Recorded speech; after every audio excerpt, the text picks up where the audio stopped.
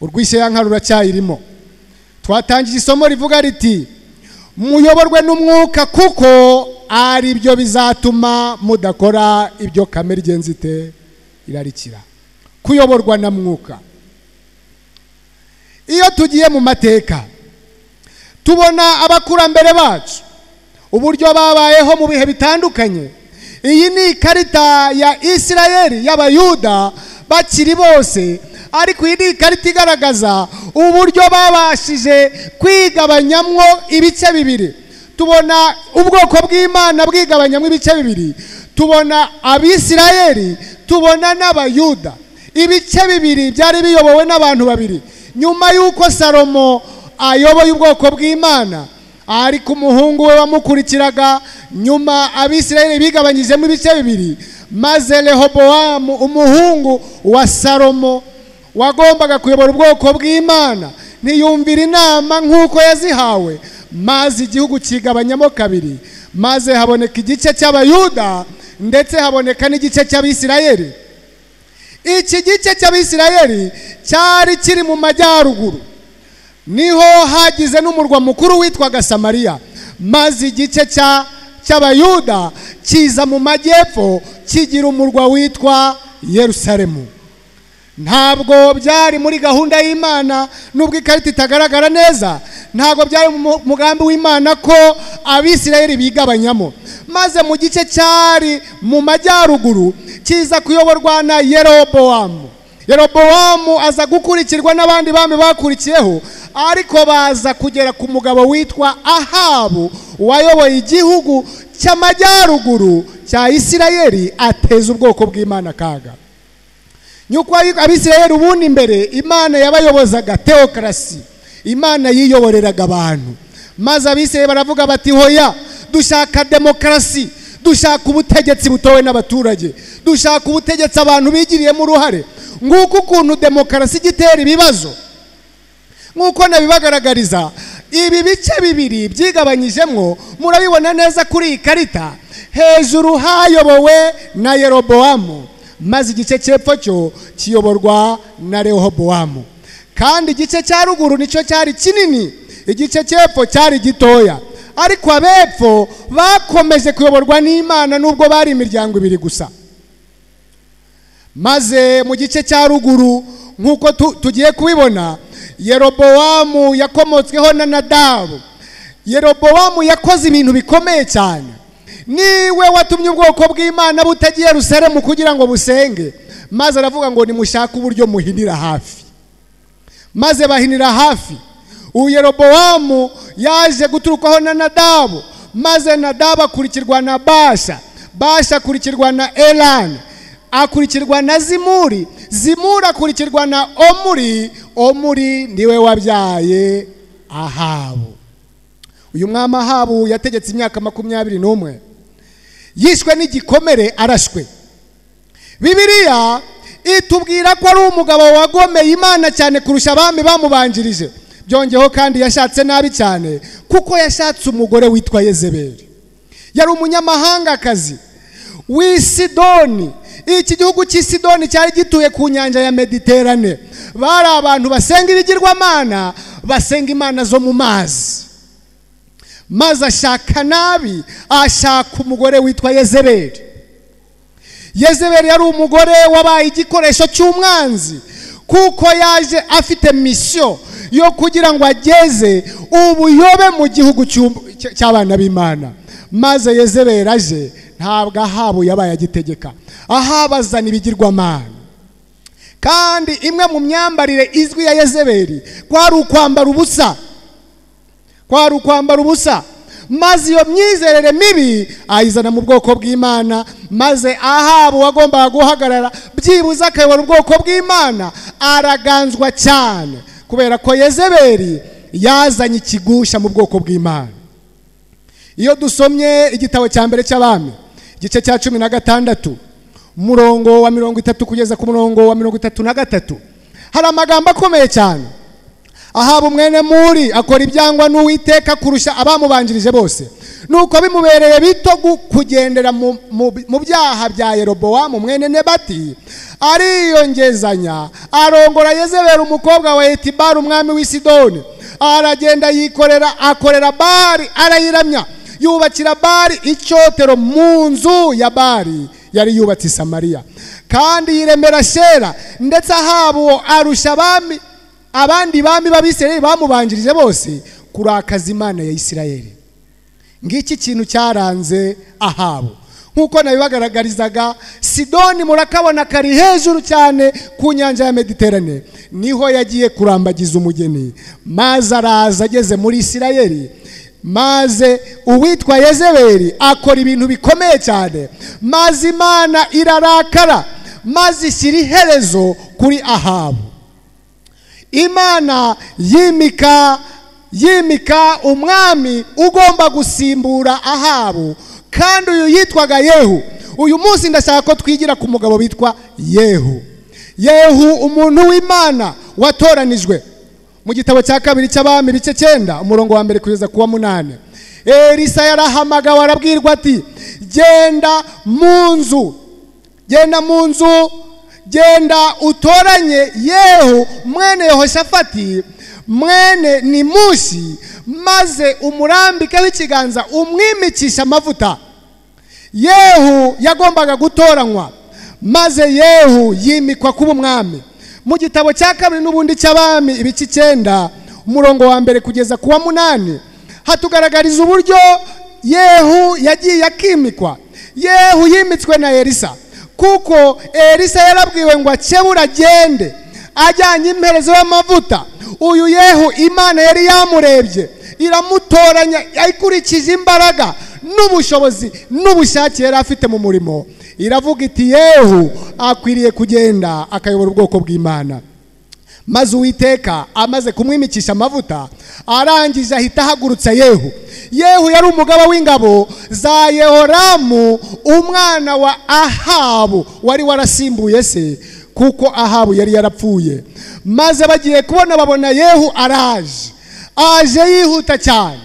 Maze Yehu uyu nguyu wategetse imyaka yategetse muri imyaka 27 kuva muri 814 kugeza 814 mbere ya Kristo, yari umujenerali wa Yoramu, yishwe n'urupfu rusanzwe, yabyawe na Yehoshafati.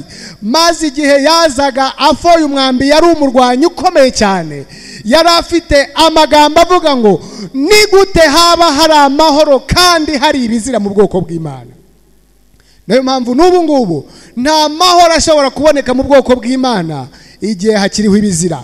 Maze Yehu aratoranywa, nuko Yehu arahaguruka aragenda yinjira mu nzu. Bageze uko muhanuza uburyo yamusutseho amavuta, maze Yehu arahaguruka.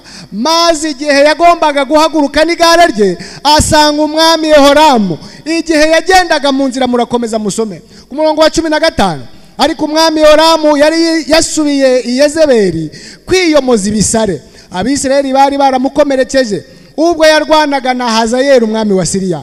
Nuko Yehu aravuga ati niba ari ibyo mushaka, nihagira umuntu wese ucika ngo ave mu mudugudu ajye kubivuga i Yezereli. Nuko Yehu aragenda mu igare ajya i Yezereli, kuko ariho Yehoramu yari arwariye, kandi ubwo Ahazi y'umwami w'Abayuda yari yamanutse ajya gusura Yehoramu. Maze Yehu afata inzira ku murongo wa 18. Nuko Yehu watowe n'Imana arahaguruka, kuko Imana yari imuhagurukije kugira ngo atsembe ibigirwamana Ahabu n'umuhungu we ndetse na Yezebeli bari barimitse mu gihugu. Maze igihe bamubonaga bamutumaho intumwa bati umwami aravuze ngo ni amahoro. Intumwa za mbere zimugezeho yarababwiye ati iby'amahoro murabibariza iki? Yehu yari umujenerali ukomeye cyane, maze arahita ababwira ati namwe nimunkurikire. Maze umwami yohereza abandi ba kabiri, abo nabo bahageze arababwira ati iby'amahoro murabibariza iki? Maze umwami ashya ubwoba. Amaze gushya ubwoba, umurongo wa 21, Yehoramu ahera ko aravuga ati nimutunganye igare ryanjye njye gusanganira Yehu. Mwiriye kujya gusanganira Yehu. Nuko bararitunganya, maze Yehoramu umwami w'Abisirayeli na Ahazi y'umwami w'Abayuda barasohoka baragenda. Umwe ajya mu igare rye n'undi ajya mu igare rye. Baragenda bageze imbere ya Yehu. Nuko Yoramu abonye Yehu aramubaza ati, murongo wa 22, ni amahoro Yehu we? Yehu aramusubiza ati, ni amahoro ki ubusambanyi n'uburozi bwa nyoko Yezebeli butagira akagero bukiraho? Nta mahoro yagombaga kuba, kuko ubusambanyi n'uburozi bwa nyina Yezebeli bwari bugihari, kandi Ahabu yari yarazanye ibigirwamana byinshi, maze Imana yihagurukiriza umuntu wayo witwa Yehu. Ariko ndashaka ko uyu munsi twigira kuri uyu muntu w'Imana wita Yehu. Maze Yehu muri ako kanya ahita afora umwambi.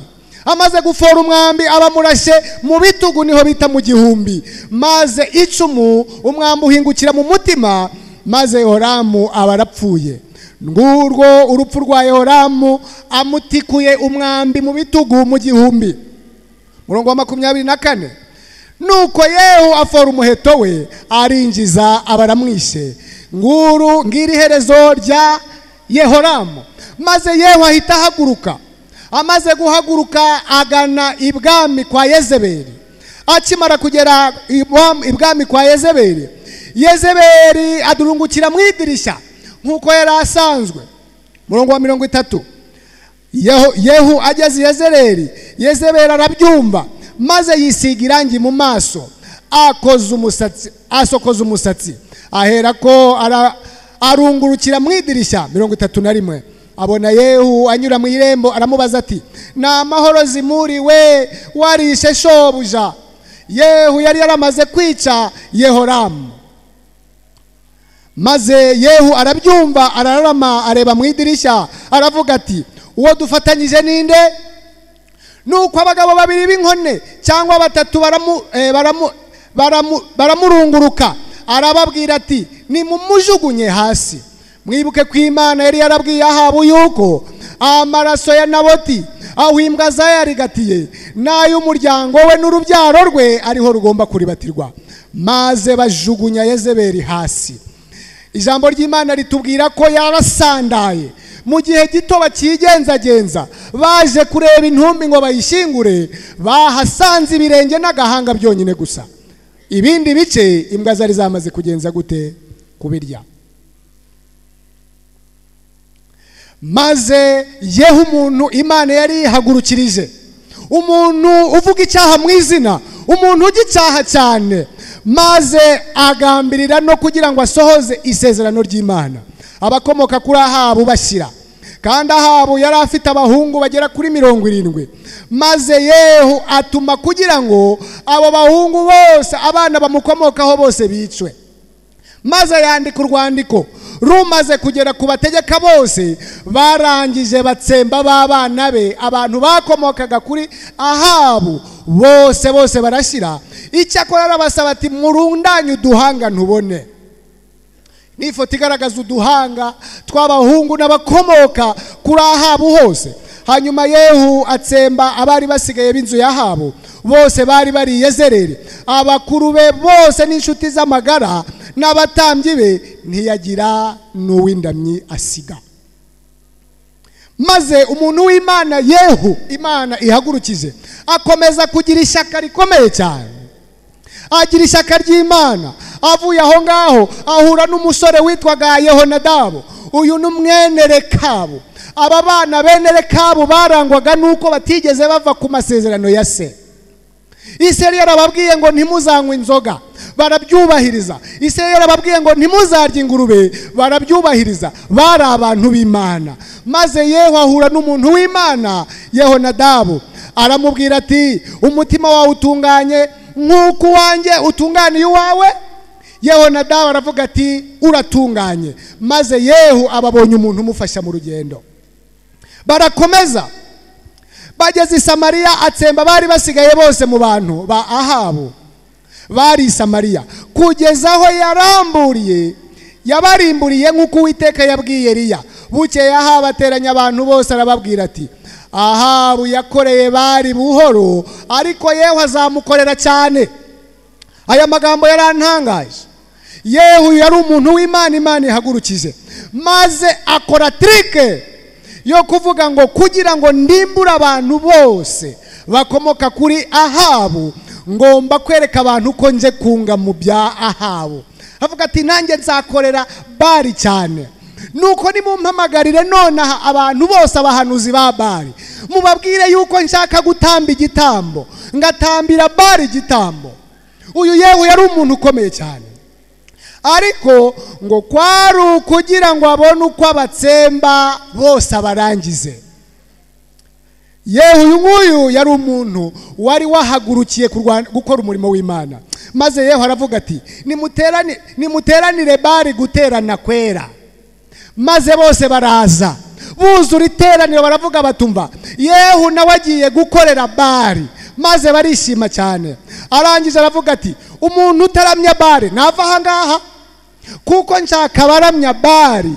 Bali aba bantu tugiye gukorana, nzakora ibikomeye birenze bya Ahabu.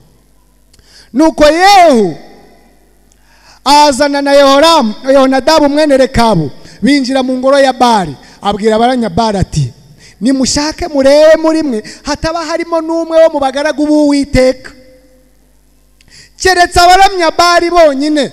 Nuko barinjira ngo batambe ibitambo byoswa.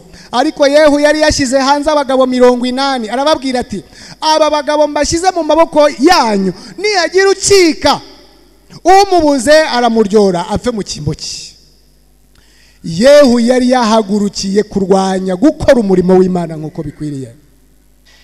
Maze bamaze gutamba bya bitambo, Yehu azanye babagabo 80. Yehu abwira abarinzi n'abatwara ati nimwinjire mu bice hatagira usohoka n'umwe. Babagabo bose byarangiye bagenze bate bapfuye. Yehu uyu nguyu nshaka ko twigiraho n'umuntu Imana yahagurukije, ariko ikibabaje gikomeye cyane kandi giteye agahinda, ariko gikomeye cyane nshaka ko twigiraho. Ariko rero Yehu ntiyaretse gukurikiza ibyaha bya Yerobowamu mwene Nebati. Ibyo yoheje Abisirayeli ngo bacumure n'ibigirwamana by'izahabu byari Beteli ni Dani. Hanyuma Uwiteka abwira Yehu ati kuko wakoze neza ubwo washohoje ibishimwa imbere yanjye, ukagirira inzu ya Ahabu nk'uko imigambi yanjye yari iri, abana bawe bazicara ku ntebe y'ubwami bwa Isirayeli kugeza ku buvivi. Ariko ikibabaje, Yehu ahawe isezerano. Yehu ntabwo ahawe isezerano rihawe abana be. Nubwo yakoze uburyo bwose akarandura ibigawa, agasenyera Bali, ibi byose yarabikoze atsemba n'abantu, ariko Yehu isezerano rihawe abana be. Nguko uko twitabiriye irarika, ariko tukaba n'ubu tukiziritseho kamere zacu. Twatangije umutwe w'amagambo uvuga ngo urwishe yanka ruracyayirimo. Yehu nubwo yakoze uyu murimo ungana utya, ariko urwishe yanka rwaye rukirimo. Ariko Yehu ntiyita kugendera mu mategeko y'Uwiteka Imana ya Isirayeli n'umutima we wose, ntiyava mu byaha Yerobowamu yoheje Abisirayeli ngo bacumure. Uyu munsi hariho ba Yehu benshi mu nzu y'Imana. Hari abantu bahagaze mu murimo w'Imana bameze nka ba Yehu, bashinzwe gutunga urutoki icyo bashoboye gusa.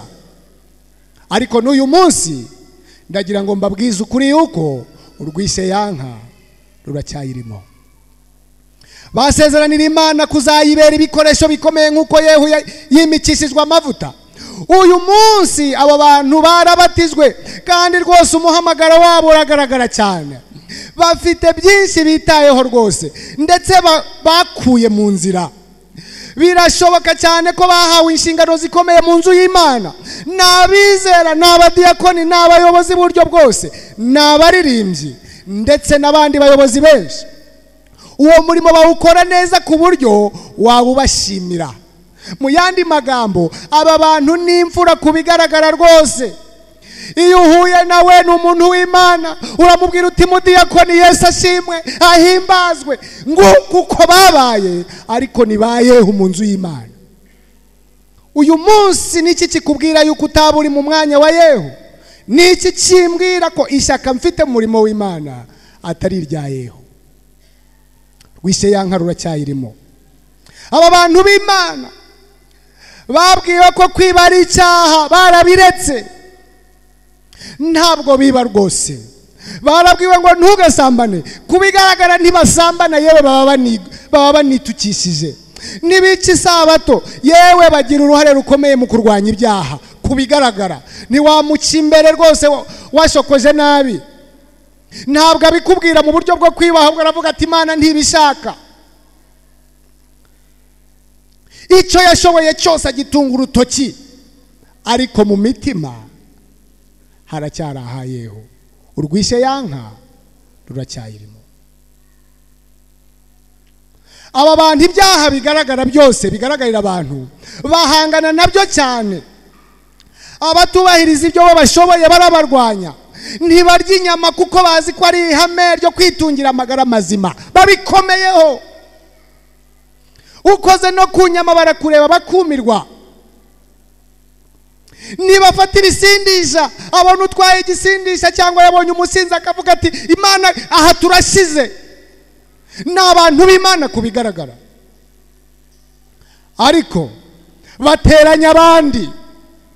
N'abanyamujinya, n'abanyamagambo, n'abanyamazimwe. Ukoze kuke ntabwo waramuka. Bararoga kandi ko bazi ko bajya mu ijuru. Yehu n'umuntu utangaje. Ibeshe ukore ku nyama, ibeshe urebe nabi, ibeshe wambare, ibeshe bakubone utambaye ibigera ku birenge, baravuga bati uyu muntu n'umukozi wa Satani. Ariko n'abanyamujinya. Rwishe yanka ruracyayirimo. Hari ibigaragara bacitseho rwose. Umubonye mu nzira niwe marayika, ariko urwishe yanka ruracyayirimo. Yewe uyu muntu w'Imana yatsembye Ahabu n'abamukomokaho nk'uko Imana yashakaga, asenya ibigirwamana mu gihugu nk'uko Imana yari yabimutegetse. Ariko Yehu yisigira ibigirwamana byo kutununga arabiramya. Mbese wowe nanjye amaherezo yacu ni ayahe? Yehu arababaje cyane kuko yarimbutse nubwo yakoze ibikorwa bitangaje kuriya. Mbese nge nawe turi mu yihe nzira? Yehu azi amakosa y'abandi gusa, aya ntayamenya. Kubigaragara n'inyangamugayo, Yehu muri we afite umuzi w'icyaha, ariko ntabizi.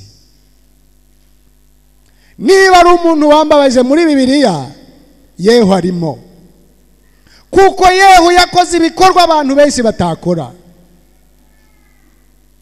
Yarwanyije Bali arazisenya, ariko asiga utununga.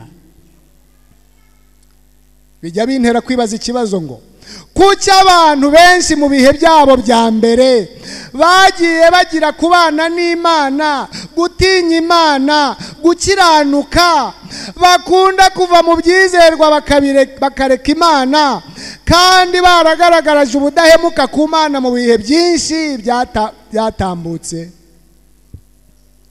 Kuki abagaragaza imbaraga muri uyu murimo basenyera Satani? Bibiliya hanini yagiye igaragaza inyiturano yabo ku bazabakomokaho kuba bo ubwabo.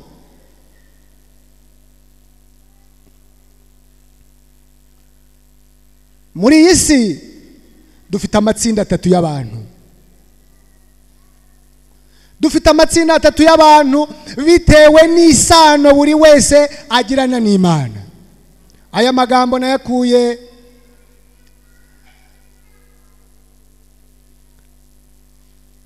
mu gitabo cyitwa Intambwe zigeza umuntu ku bubyutse, page 25 gukomeza ukageza kuri 32. Ijambo ry'Imana ritandukanya amatsinda atatu y'abantu hashingiwe ku isano buri wese agirana n'Imana. Ni iyihe sano ugirana n'Imana? Hari abashyikirana n'Imana, hari abadashyikirana n'Imana.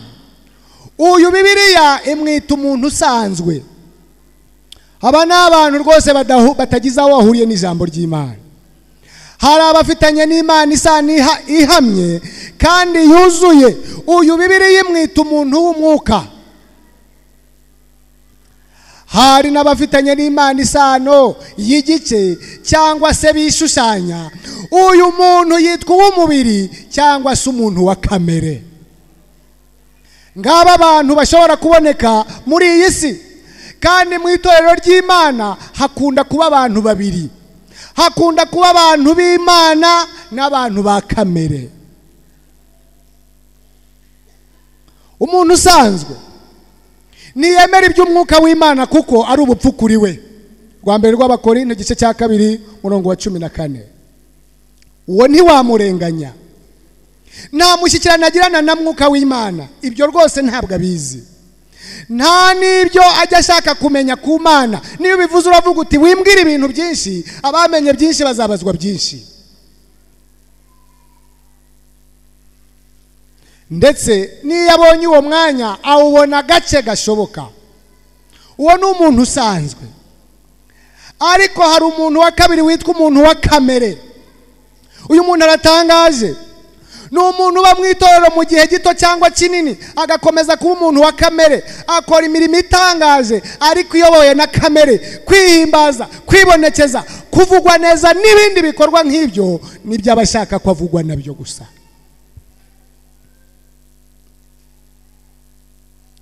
Ariko kuri uyu muntu wa kamere habaho ikintu kigaragaza nk'isano umuntu agirana na Kristo kandi ntayihari. Uyu muntu akunda kugaragaza ko hari uburyo afitanye isano na Kristo, ariko kubigaragara ntayibihari. Bashobora kwihakana Kristo bishushanya n'abisi, bagira ingeso z'ubuhemu, bemera intekerezo zabo gusa, bishyira heza, bahorana gushidikanya, bashakisha intonganya kandi bahora mu mwijima. Iyo bakora ibyo byose baba bagaragaza ko Kristo atari muri bo. Nubwo kubigaragara uyu muntu agaragara nk'umuntu w'Imana, ariko n'umuntu wa kamere. Kubera ko ubuzima bw'umuntu wa kamere bwuzuyemo imibereho y'idini, ntabasha kubona ko buri kintu cy'ingenzi cyane aricyo mushyikirano ushyitse kandi wimbitse umuntu agirana n'Imana. Umuntu wa kamere ni umunyedini, ntabwo wapfa no kubibona. Arabikora neza bikagenda, ariko ni uwa kamere. Uwo muntu aba afite ubumenyi bwinshi kandi bwiza. Avuga ibikwiriye. Iki nicyo gituma bigorana gutahura ikibazo cy'umutima wa kamere, kuko iby'idini arabifite, ibikorwa byiza by'urukundo arabifite. Ahagize ibyago niwe utabara bwa mbere. Iyo urusengero rutameze neza niwe ubimenya mbere. Ariko urwishe yanka ruracyayirimo kuko ari uwa kamere. Ntibikurakaze nuramuka wisanzura umukristo wa kamere. Imana iriho kuguha umuti ari wo mwuka wera. Umuntu w'umwuka wa gatatu niwe mukristo nyakuri, yitwa umwuka kuko yujujwe mwuka wera.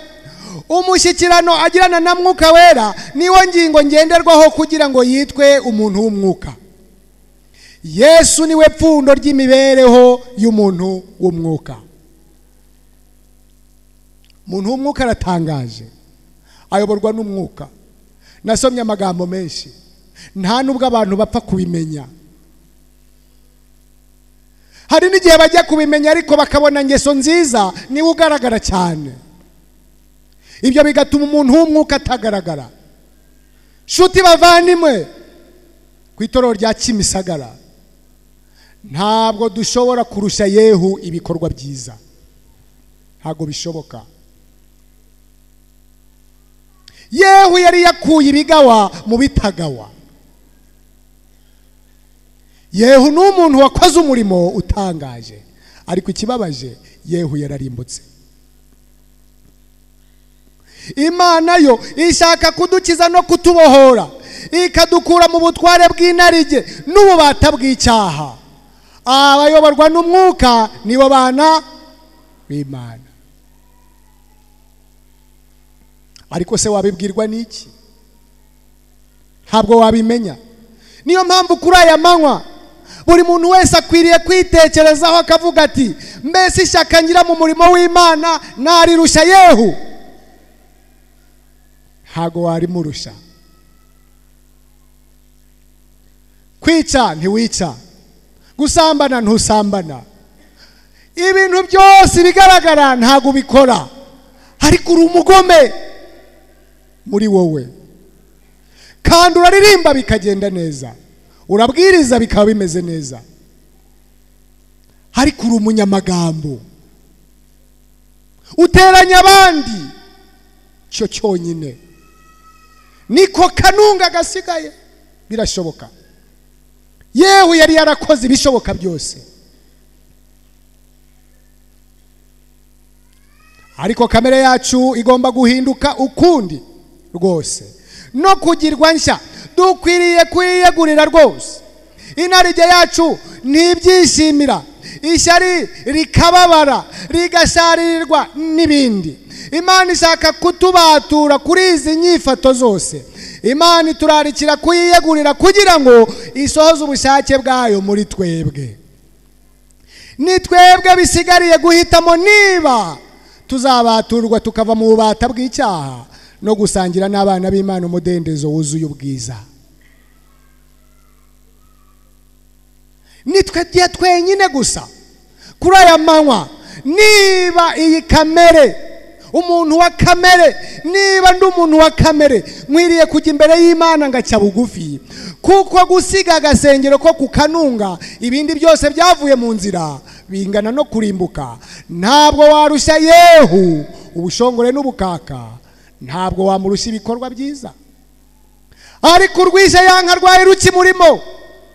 N'uyu munsi abakristo benshi mu nsengero urwishe yanka ruracyabarimo. Ariko kuri aya manywa Uwiteka arifuza yuko tumusanga akatugirira neza. Hezekiel igice cya 36 umurongo wa 26 kugeza wa 27 haravuga ngo, nzabaha n'umutima mushya, mbashyiremwo umwuka mushya, nzabashyiramo umwuka wanjye, ntume mugendera mu mateka yanjye, mugakomeza amategeko yanjye, mukayasohoza. Kuri aya manywa ndifuriza buri muntu wese kugira ngo muri aka kanya yongere yitekerezeho, asome Bibiliya, arebe ingero nyinshi Bibiliya yatugaragarije. Urebe icyo urusha Yehu, ntacyo. Urebe icyo urusha abandi bakurambere babayeho, ntacyo. Maze uce bugufi usaba Imana kugira ngo uyobore amarangamutima yanjye, amarangamutima yawe. Nibwo tuzaba abantu b'Imana by'ukuri, kandi nta kabuza Kristo ari hafi kugaruka. Bavandimwe Torero rya Kimisagara, Kristo ari hafi kugaruka kandi ajija imitima, ntabwo areba ibikorwa byacu. Ibyo dukora bigaragara si wo munzane. Kristo amezira, apima imitima yacu kugira ngo arebe ko imitima yacu ishyitse. Shuti bavandimwe, ntacyo twaba twarabaniye ntababwiye aya magambo. Kristo ari hafi kugaruka kandi tugomba kwamburwa kamere y'icyaha tukambika kamere yo gukiranuka. Niko kwambaza kwanjye namwe mbambariza mu izina rya Yesu.